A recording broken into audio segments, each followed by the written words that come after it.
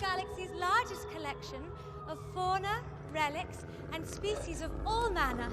I imagine in the MCU, people like Tony Stark started out as tinfoil hat-wearing conspiracy theorists, shouting about aliens. The MCU has only gotten exponentially larger since Tony's cave adventure. Since then, everyone has realized that they are not alone in the universe. Thought we wouldn't notice, but we did. But which aliens that we've met are the strongest? Well, today we will try to answer that. Now, these aliens come from somewhere off Earth in the main MCU universe, which means sorry Shang-Chi's dragons, Dormammu, and the Watcher, but no characters from other dimensions here. They look like they're from Earth? Maybe Middle-earth? Let's see who creates the most dangerous close encounters right now. You're from Earth. I'm not from Earth, I'm from Missouri. Yeah, that's on Earth.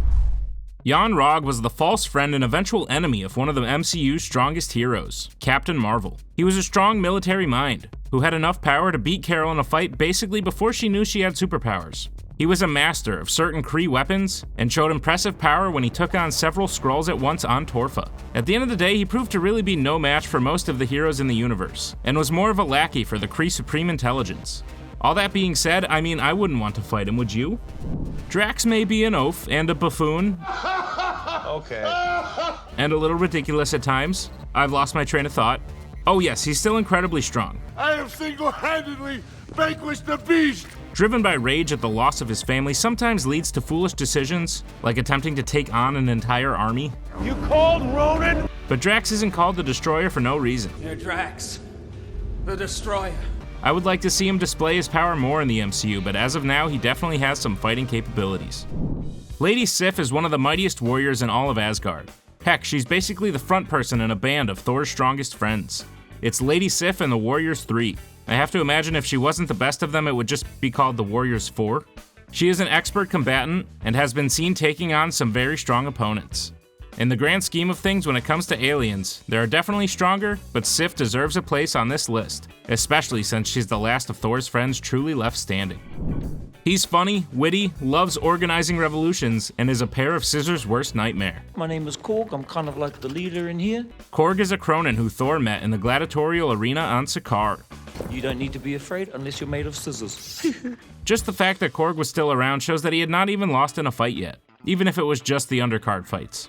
He wound up proving in the Revolution as well as the Battle of Avengers Endgame that he is quite a helpful hand when it comes to fighting.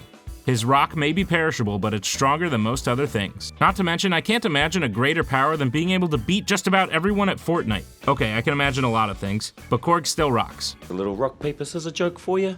And yes, I meant to do that. Nebula is the adopted daughter of Thanos, and thanks to her adopted father, she has developed insane mechanical upgrades that make her a fighting machine, with a few daddy issues on the side. He's lucky I call him the big guy. Whenever Nebula would lose a fight to her sister, her father would replace one of her body parts with machinery, in an attempt to perfect her. She is almost more machine now than she is alien. However, after some brief counseling, and reuniting with her sister, Family reunion, yay! she is in a much better headspace, and still able to dismantle most of the people she comes across. Talos definitely showed some promise as a fighter, but as a Skrull, his real power lies in other talents he possesses. You never know when you're gonna need to borrow some sugar. He was the leader of a Skrull faction, who had been evading the Kree for some time, and was a strong military leader. He also, like all Skrulls, possesses the capability to shapeshift into anyone. He says that it takes some practice and skill, and he has clearly mastered it. I'll give you $50 right now if you turn to a Venus flytrap. While Talos may lose in a one-on-one fight to every other alien on this list, he could literally walk into the White House right now and start a nuclear war if he wanted to. That's an impressive amount of power. The leader of his Ravager faction, Yondu, is a deceptively powerful Marvel alien, not only for his ruthlessness, excluding his soft spot for Peter Quill, but due to the fact that he wielded one of the most deceptively powerful weapons in the MCU. Yondu didn't have a talking car, but he did have a flying arrow. The Yaka arrow is no joke, and we've seen him mow down fleets of people with it. He even was able to tango with Ego the Living Planet for a short time.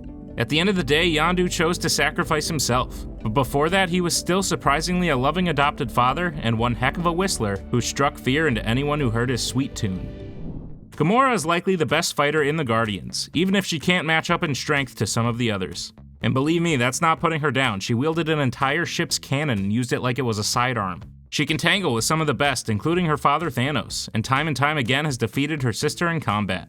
She can take a punch and will put her neck on the line to eventually do the right thing. She was even strong as a kid, essentially standing up to the people who wiped out her entire race.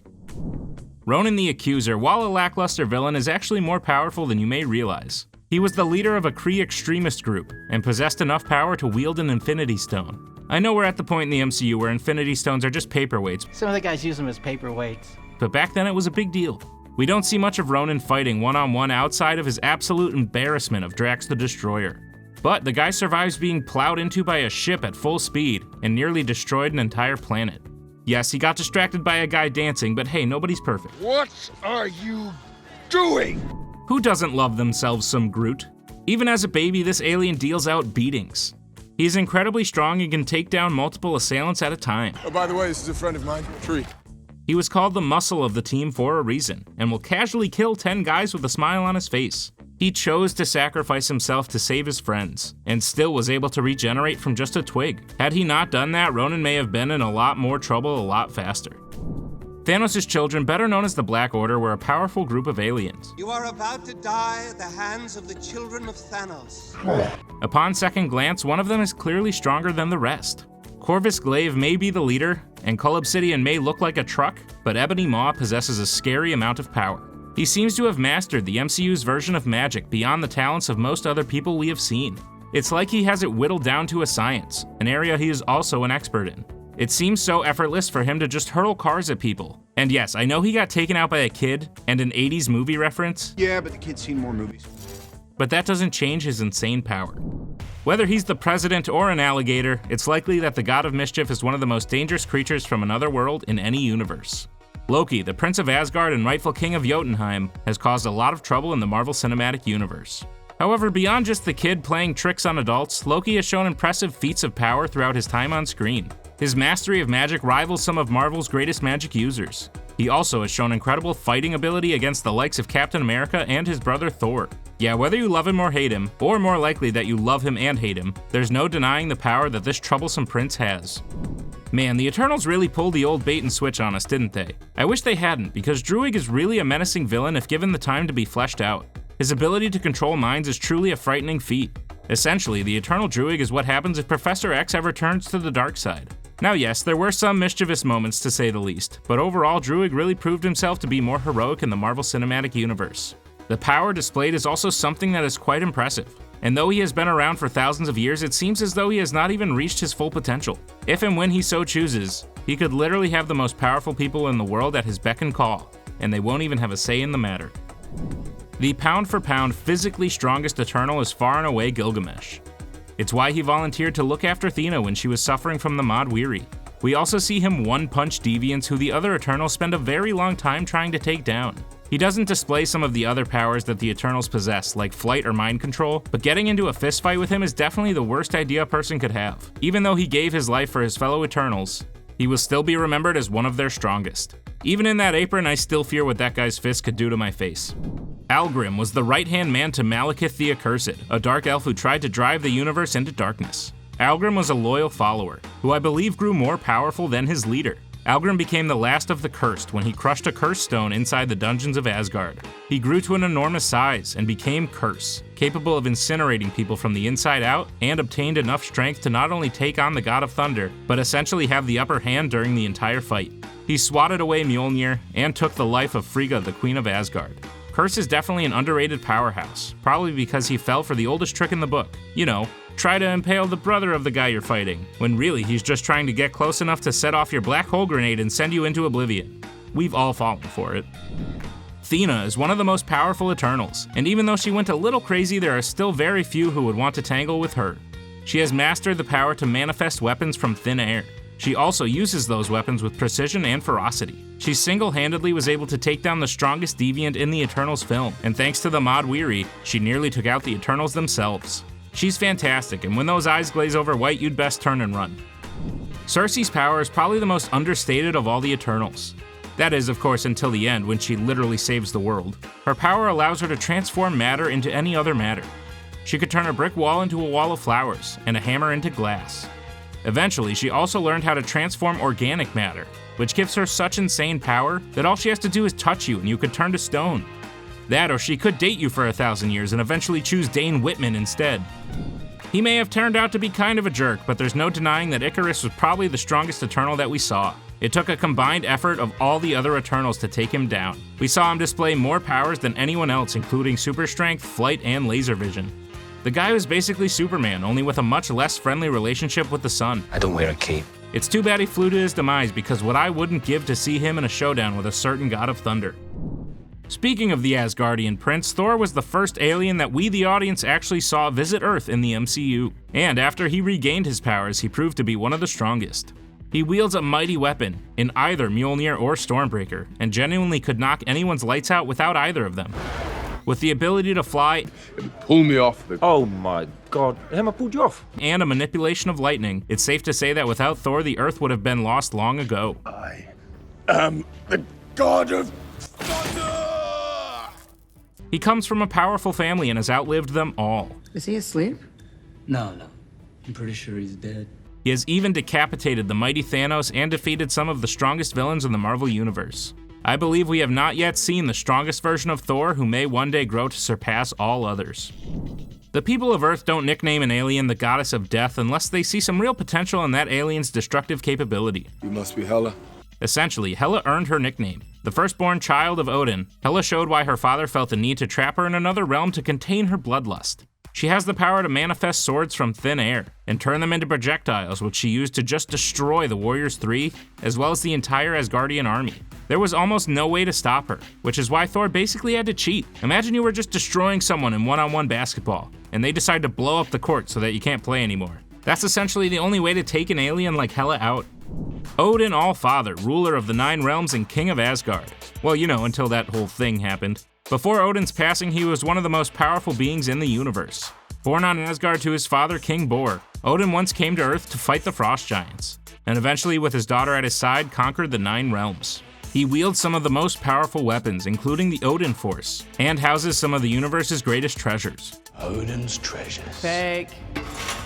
Odin was able to amass one of the most powerful armies and build one of the greatest empires in the MCU. Everyone thinks that being worthy enough to wield Mjolnir exhibits insane power, but how about being the guy who basically decides who is worthy? Before he passed into the next life, the mere presence of Odin was holding back some of the universe's greatest evils. On his own, Surtur may not seem like much. Heck, Thor had time to defeat him before the main title card even popped up. However, when combined with the Eternal Flame, as was written, Surtur of Muspelheim becomes an alien capable of destroying worlds. Surtur commands a powerful army himself, and wields the Twilight Sword, a deceptively powerful weapon. When Surtur grew as big as a mountain, in order to fulfill the Ragnarok prophecy, I cannot die, not until I fulfill my destiny. no one, not even the Goddess of Death, could hope to stop him. He used the Twilight Sword to completely obliterate Asgard, one of the universe's most powerful realms, leaving not even the foundations left in his wake. Ego the Living Planet was one of the first Celestials kind enough to introduce himself to us in the Marvel Cinematic Universe. He also happens to be an absolute psychopath driven to take over the entire universe. With his connection to the light, he had the power to physically manifest anything he could imagine. So he took this power to spread himself throughout the cosmos, planting a piece of himself on every planet. This way, when he had enough power, he could enact his plan, which he called the Expansion. Luckily, the Guardians were able to take him down, but had they not, we would literally all be gone and every planet would just have a giant Kurt Russell face on it. Which, now that I think about it, I think there are worse fates. What else can be said about the Mad Titan Thanos? Some have called him the most powerful being in the universe. This was even before he upped his jewelry collection to one that allowed him to destroy half the population with a snap of his fingers. He's a plague, Tony. He invades planets, he takes what he wants, he wipes out half the population. He rips through full teams of Avengers like cotton candy, and needless to say was a worthy villain to cap off 3 phases of cinematic universe. He can beat the Hulk in a fistfight and even outwit the God of Mischief. There's almost no stopping him, and even trying means you're going to lose some good heroes along the way. Now that the Celestials have revealed themselves to us, I believe we have been introduced to one of, if not their strongest, in the form of Arishem the Judge. He has the power to literally create and destroy worlds whenever he so chooses. He has almost full control over some of the other extremely powerful aliens on this list. In an afternoon, he could kill billions and also create billions. He is nothing less than a god in the MCU, whose job is to determine which worlds live and which ones don't. Whatever the case, Arishem is a galactic being who is bigger than the Earth and easily one of the most powerful aliens we may ever see. They come from outer space, and while some of them pose a serious threat, others are the Earth's best defense. Regardless, we have only seen a small fraction of what the MCU cosmos has to offer. Which Marvel aliens are you looking forward to making their on-screen debut?